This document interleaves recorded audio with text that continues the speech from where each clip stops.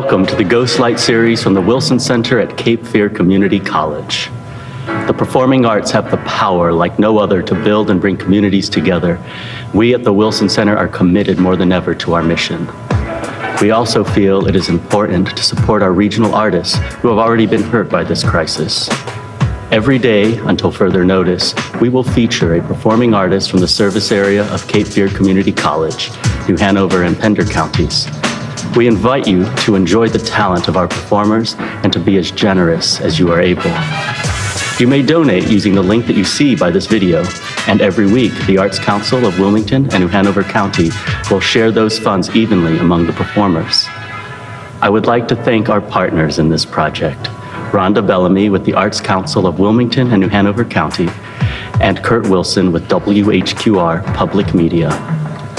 Please also share this program with performers that you may know in our region. The application and eligibility requirements are on our and the Arts Council's webpage. I pray that you and your family stay safe, and as always, thank you for being our guest.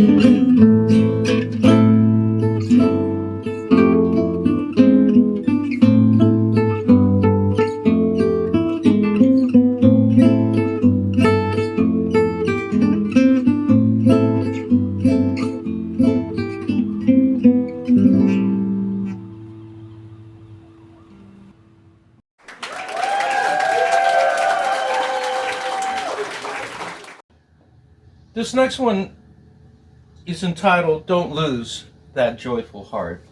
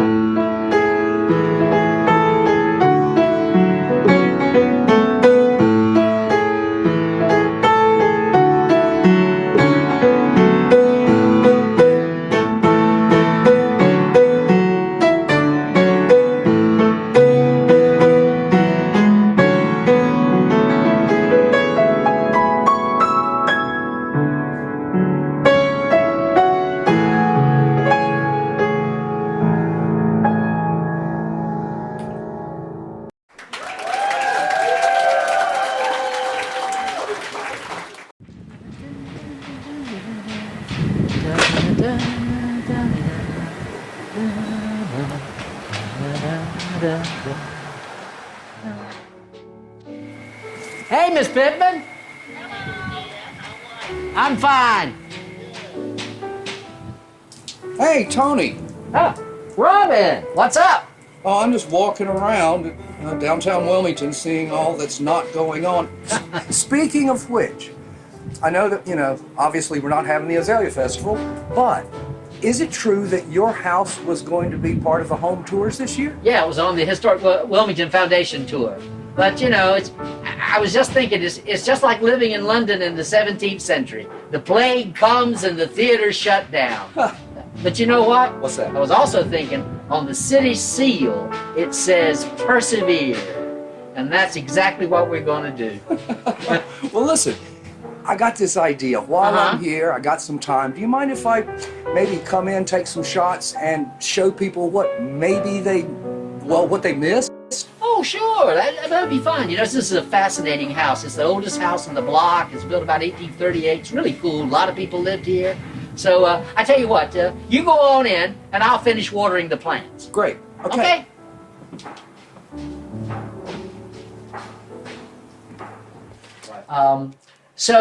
It's this whole house is sometimes it's been described as in the mind of Tony Rivenbark, or it's also the house of angles. Yes. Also, nothing is square. No. So things don't hang right. What were you telling me one day about rolling a... Oh, you literally could put a cannonball in the bedroom here and it would roll all the way down. I mean, the whole house. Because it's over 150 years old.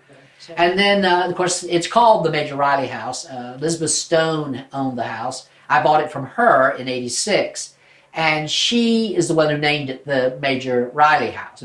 He was the man who surrendered the last fighting forces at Fort Fisher. Okay. And they had evacuated the fort, and he and 14 dudes got to the end of Federal Point where Battery Buchanan was, and that's where he surrendered. So the fort had fallen, but the last guy standing, I guess they were persevering. Anyway, they surrendered, and so that was the end of the conflict at Fort Fisher, which was a major battle in the history of America. And if you see the movie Lincoln, it starts with the news about has Wilmington fallen, because that was so important, because that led to the surrender of Lee and ended that tragedy of the Civil War. Right. This house, when it first was built, was just 2 rooms, and it was a hall and parlor, which means it had one larger room and one smaller room. And the larger room was called the hall, and the other room was called the parlor. And it didn't have a hall, it was just 2 rooms, and maybe one fireplace, we don't quite know. And it was built around 1838. And then in 1850, they added on a dining room and kitchen area and another bedroom, and put 2 china closets in these 2 on either side of the fireplace, and put in double fireplaces. And then later on in the 1850s, a center hall, when they added the 2 rooms, a center hall was created. And then later on, that hall was taken out and was an archway when I moved in, and 1 china closet was gone.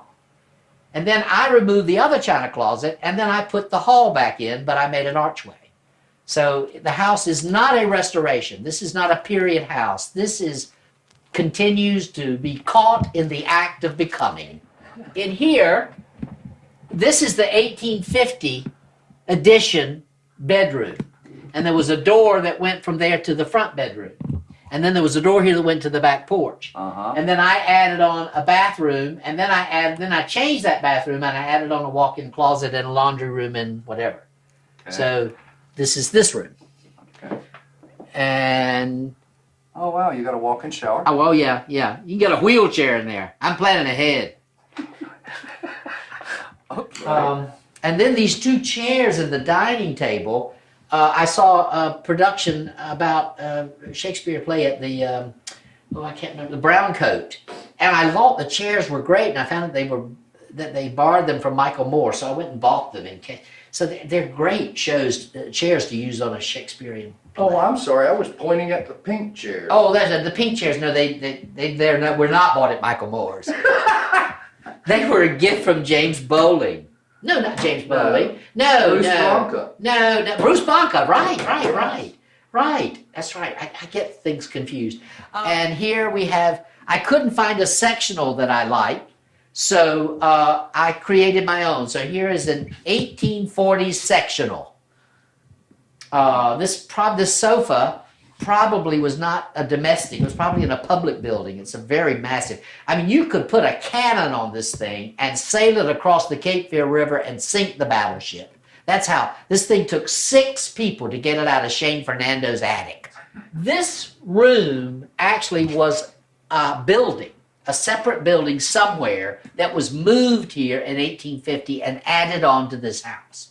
It's all wood. I know you know that. Oh, yeah. The ceiling is wood, the walls are wood, and we've added the strips to cover the seams. But this was a separate building, which may well be older than the house. So this building, this part, maybe 1820. Well, this house is designed with, not designed, but there are 5 circles. So even though it's a small house, you can have a lot of people here for a party because there are 5 ways for people to circulate. Okay. Circulation is the key, not the size of the room, but the ability to circulate. That's what makes a fun party. So this is, I guess, one of the last things that I have added onto the house. And this is sort of my celebration room. It's the Lord Shiva room. And see all Lord Shiva over here, and then some of the travel things. And then the flowers are artificial because Michael's, AC Moore went out of business, so I got a real deal. I said, I got to do something with these. And so, therefore, it's always the flowers are blooming here no matter what season.